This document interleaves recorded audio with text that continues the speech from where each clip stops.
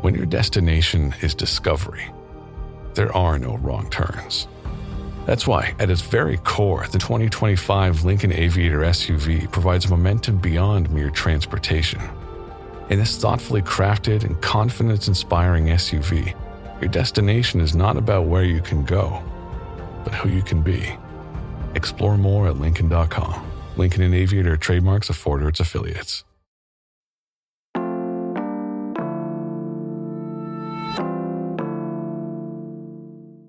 Today on CityCast Pittsburgh, it's a new year, one that could usher in a new mayor. That race between incumbent Ed Gainey and County Controller Corey O'Connor is certain to heat up between now and the primary in May. Plus, a new president is about to take over our nation. Today, we are taking stock, looking ahead, and talking about what changes may befall Pittsburgh in 2025.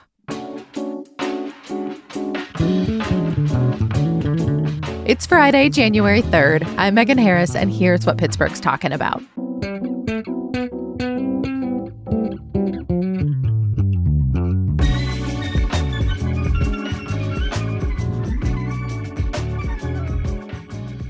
I think that 2024 was a lot. I hope 2025 will be not as bad, but you never know. Not as bad. We're really setting the expectations super high today. Since 2020, we've been on this roller coaster, and hopefully at some point we're going to be get at the tail end where it's just like normal and chill. Like hopefully 2025 can be that. Maybe not, but we're just going to put that in the universe. We're going to manifest it. We're gonna manifest chill today, I swear. I am with Miracle Jones, the Advocacy and Policy Director for One Hood Media Academy, plus Rich Lord, Managing Editor over at Public Source. So let's get started, both of you, with the mayor's office. How are y'all feeling? And do you have any, early projections for how you think Pittsburgh voters might respond? The race is already heating up. There's been rumors and whispers about who all is going to run and jump in and where all the backing and funding is coming from. So to that point, there has not been any surprises or anything shocking with the mayoral race. But again, it's going to be one of those things where all politics is local. So it's going to feel more intense than it actually is going to be because everyone is going to be super invested and people are going to be really involved. Because I think we've seen, particularly within the past 2 years, how important local governance is going to be. We've been talking about where do our protections come from as citizens? What rights do we have?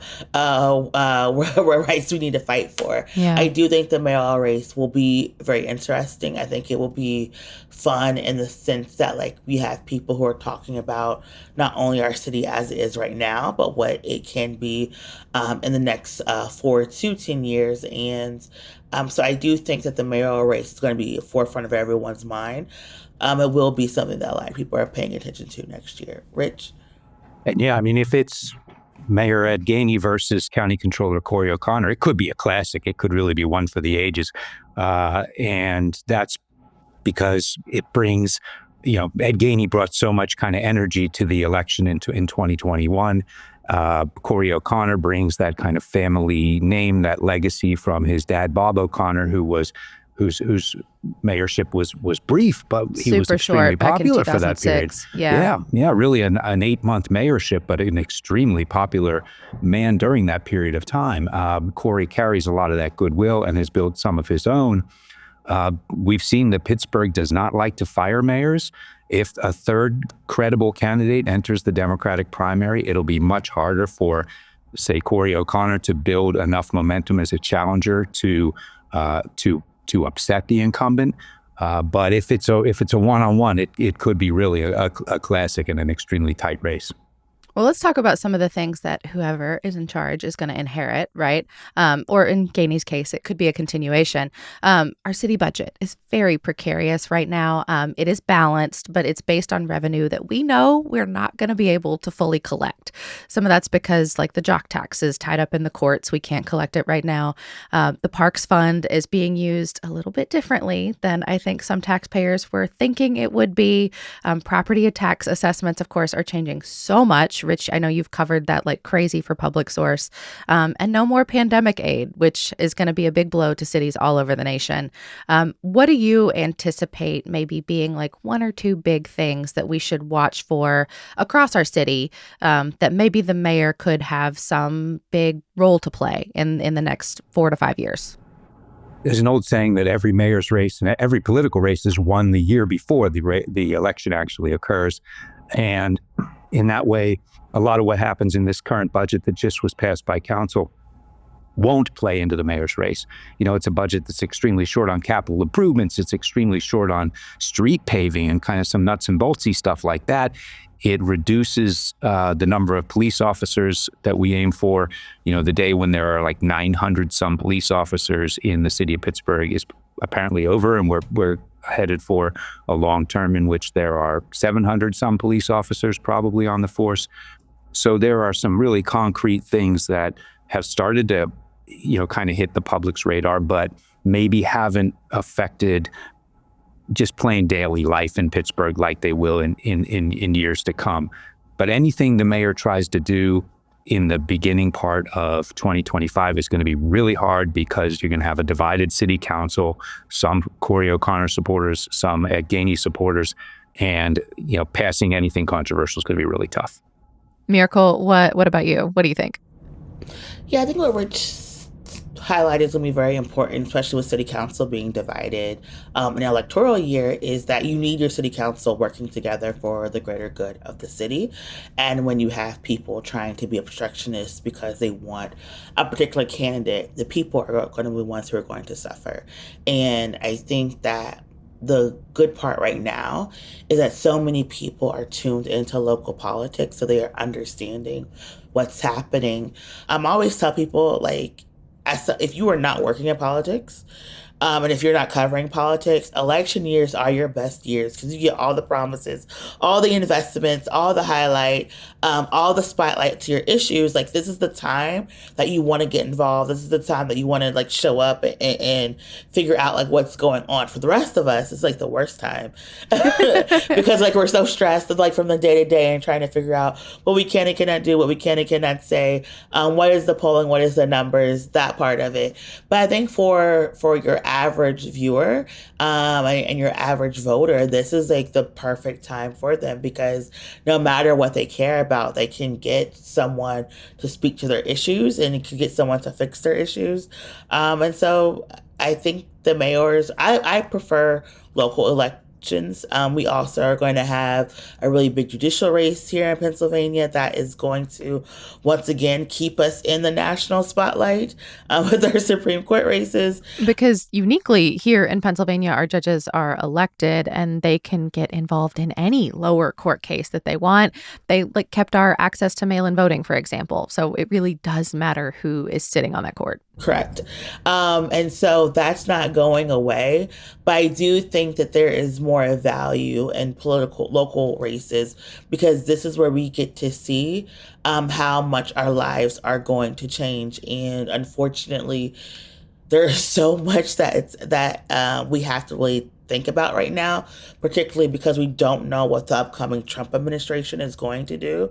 And so this is just really a new territory for like so many of us who work in politics. We've never really seen anything like this. We never had elected officials actually on the federal level talk about, well, maybe we just don't even need federal government agencies. And so a lot of stuff is up in the air right now. And just a few weeks away.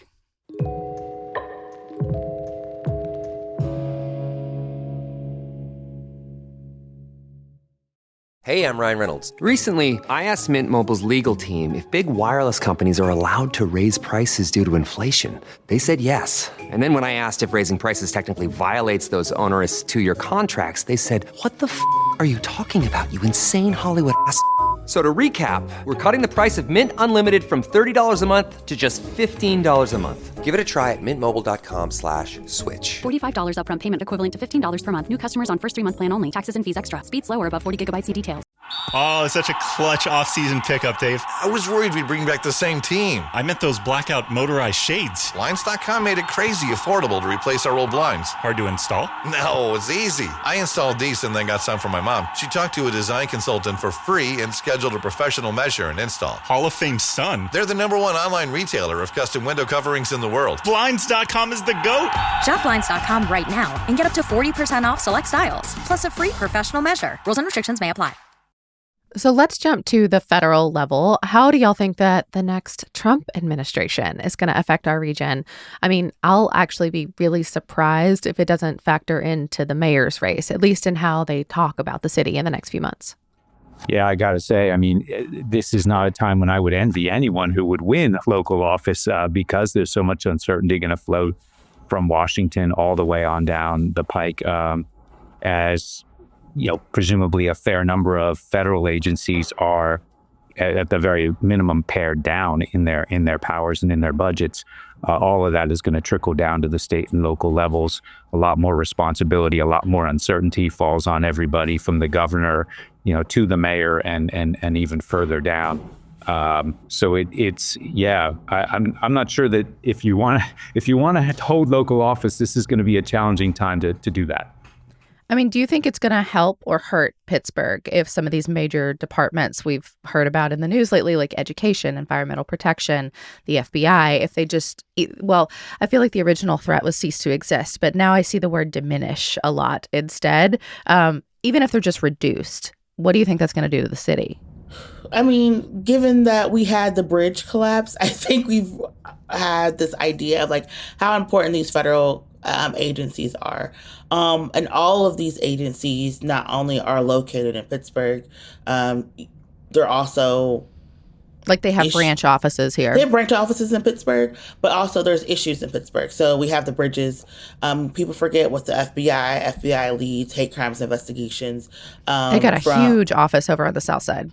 So there's a huge issue that's still happening in Pittsburgh with hate crimes, crimes of violence, targeting, past year, synagogues and mosques have received bomb threats. There's been a lot of allegations of hate crimes for the queer community, the trans community. A lot of things have happened. Our bridges, our railways, our food supply, right? We see every day like there is something that's being recalled for salmonella or something else, and then recently the RSV and the bird flu situations. So having departments really be either eliminated or diminished is going to impact Pittsburghers in ways that we really do not fathom right now. And if these departments goes away, we don't know then if the funding for those departments are going to be reallocated to local governance, or they're going to be moved to somewhere else in the federal government. And so we really don't know. This is like the way you shrugged your whole body.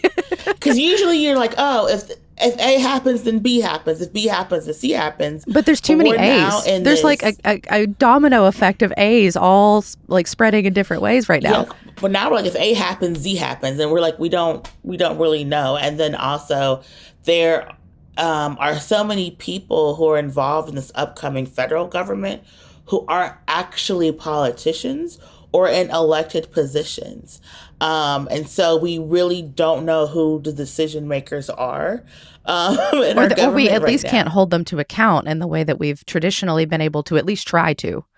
Yeah. And so like somebody was joking on social media that like, Elon Musk is the co-president of the United States. And we're like, that's not a position. Like, it's not funny and I don't like it, but I think it's true. It's also not a position, right? And in a world in which a tweet thread can blow up a deal to keep the government functioning, there's a lot of unpredictability. But there's a few things we probably can predict.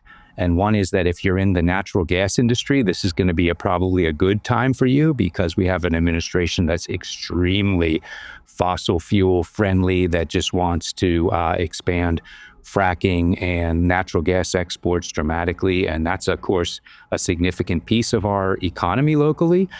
So if you're there, you're probably in good shape. If you're a union organizer, you're probably not heading for a golden age. I mean, we've had in our region a bunch of union victories, which had been few and far between for years. And then just recently, we've had unionization at universities. We've had a couple of wins in the healthcare industry, areas that weren't traditionally that fertile ground for union organizing.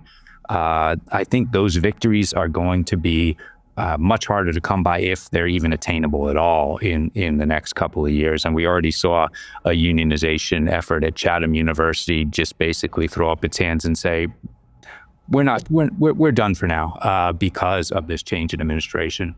One that occurred to me, in kind of preparing for this was the NIH, the National Institutes of Health, and how they are such enormous grant makers for our university communities. And, as we sit here and talk about this, we're the birthplace of the polio vaccine, which is now also somehow a talking point. What kind of research are we not going to get at places like Pitt and CMU and others in their immunology departments, because they can't do the research, because they won't get grant funded, because they won't go pursue a postdoc, because there's no future in it, at least for right now, in their 20s and in their 30s. It's just wild to me to look at this, 10, 15, 20 years out, and what our community won't get because we won't have the investment right now. I think that is true. And I think what we're also going to be seeing again is a lot more private equity in college research, which then is going to also be like, at what cost, right? If these private billionaires and endowments are now going to start investing in colleges and universities, does that now mean, to supplement the lack of NIH funding, does that now mean they get to dictate who gets to teach, who gets to be a student? And so now we're seeing that other marginalized communities and impacted communities get thrown away within these research grants. So when we're talking about vaccines, we know that RFK has been talking about that not only does he want to take away vaccines, but also he wants to regulate the way food is allowed within the country because he doesn't really support that. I think there's been so much misinformation and disinformation because a lot of politicians have failed to reach the people. And so people don't know who or what to believe anymore. And so they're basically kind of just like doing like their own thing and hoping for the best. But that is why we need the government. And I know that people hate this idea of like needing the government. The government's job is to do the investigations, is to set the standards like for a reason and to show people why we need these standards. We cannot function as a society if all of these agencies are not working properly, right? Where does that funding come from for the roads and the bridges? How are these ambulance services being funded? A lot of people think of government funding as Medicare and Medicaid, but a lot of these hospitals are funded through government dollars and federal dollars. A lot of these transportation agencies, your ambulance services are funded also through these dollars. They're not always funded through local municipalities. And that's something that people have talked a lot about that on this show lately, just because of the county budget fight, for example, because it's the local investment that makes the federal investment possible. But if the federal investment goes away, regardless of the local, then we're still in a pickle. Correct. And a lot of stuff is matching funds and matching dollars. And so a lot of these agencies try to work together. And I know people don't care sometimes how the sausage is made, but like when the sausage But they want gone, the sausage. Like, they still want to eat. We're screwed. Like they want to occupy Mars. We're trying to live like day to day, right? I want us to be chill, but it's like really, really scary, which is why, again, I think it's going to be like so important for local officials to get really involved. And to really meet people like where they are and really to engage folks, which is why I think it's like great that for Pittsburgh, we have two people who are running for mayor who are already involved within the communities, who already know their communities, who can already be effective messengers. Now, those messages may wildly differ, but the fact that they are someone that are already known to community members, I think is going to be able to help right a lot of ships that we're about to see like the federal government try to sink. Yeah, among the bad jobs to have right now, university leadership is probably really high on the list. I mean, we saw what happened stemming from the Gaza protests last year, in which leaders at large, very prestigious universities were called to the carpet. It wasn't really just about what they did or didn't do or did or didn't say in relation to the protests. It was also just about a general hostility toward higher education and toward kind of, I guess one could say, elite culture in general. This might not be as hard on, say, a CMU right now as it might be on a Pitt.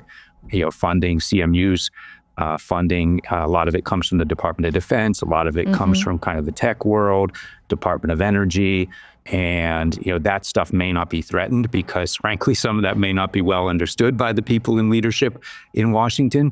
But if you're the head of a public university like the University of Pittsburgh, and if some of that kind of anti-education hostility that we see on the Washington level filters into, say, the state level, it could be a miserable year.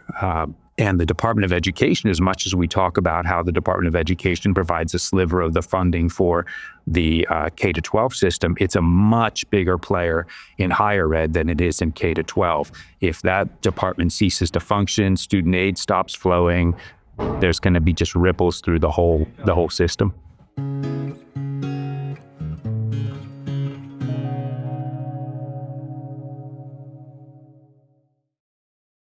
Well, let's try to, as Miracle has said, manifest the chill. How can we maybe take care of our own here in Pittsburgh? How do we help our own neighbors thrive? Because as we've said, there's so many communities that we've discussed today that we haven't, that are scared right now, and they need us to be their voice beyond just what they can do for themselves. I know what I'm doing. I'm trying to be as local as I can. I'm trying to put my, keep my eyes on the ground, keep my eyes on Pittsburgh, keep my eyes on Allegheny County, spend time, cleaning up in my neighborhood and nearby neighborhoods. And I'm seeing a lot of that kind of talk in a lot of circles. Hey, we can't control what's happening, down Interstate 70, but we can control what's happening in our neighborhoods, in our town. And it's a good time to refocus. Yeah. Miracle, what about you? Is you if you hear from somebody and they're disgusted or scared or just like they need to check out from the national stuff, but they want to be helpful here, what's your advice to them? So we really can't check out from the national stuff because the national impacts the local. I'm with you. But just what's your pep talk, I guess? Turn to community. So one of the big things we know, we do have a large undocumented community within the southwestern Pennsylvania region. And not only people who are undocumented, people who are in mixed status, mixed family status. So figure out who your neighbors are, figuring out how to protect people, figuring out how to support those like you are here, the volunteering, supporting local organizations that are doing the work. There's conversations around housing and development and trying to recruit people to invest within Pittsburgh, but also letting people know that Pittsburgh is a place for them and they don't have to be multimillionaires to live here, that this is a livable place.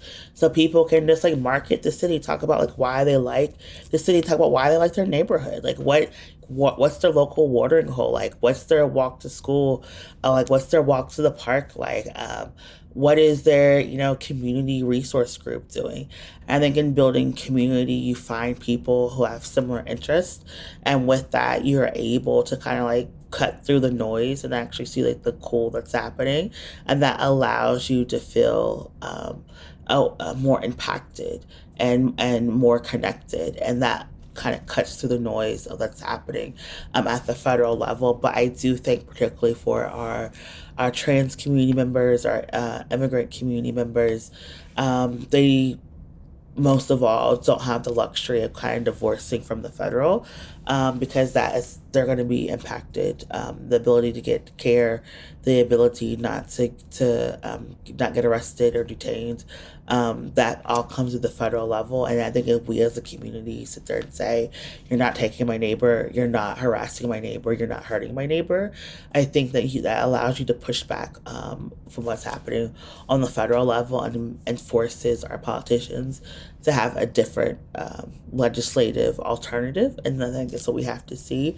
But I hope it's a time that we can turn like inward and just like rebuild the community. I think like during COVID, like when we were all online, we started to build like, you know, we were crossing those virtual bridges. Then like now that we're back in the real world, we have to go back and actually start crossing and building bridges again. And I think that is going to be the way that we're going to be able to withstand these next 4 years.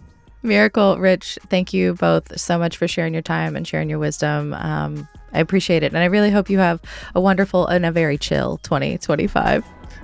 Not counting on chill, but yeah, I'm for wonderful. Oh, Thank you both. Thank you so much. That's all for today here on CityCast Pittsburgh. Our music is by Benji. Mallory Falk is our executive producer. Sophia Lowe is our bestie producer. And special thanks to roving producer Elizabeth Kama, too, for making us sound so good over the holidays. Francesca DeBecco writes our newsletter, and I am your host, Megan Harris. We will be back on Monday with more news from around the city. Have a great weekend, everyone.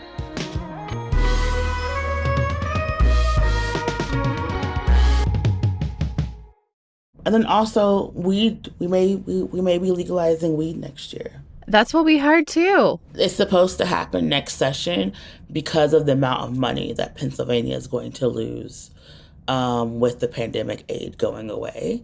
If greed is the thing that gets it here, so be it.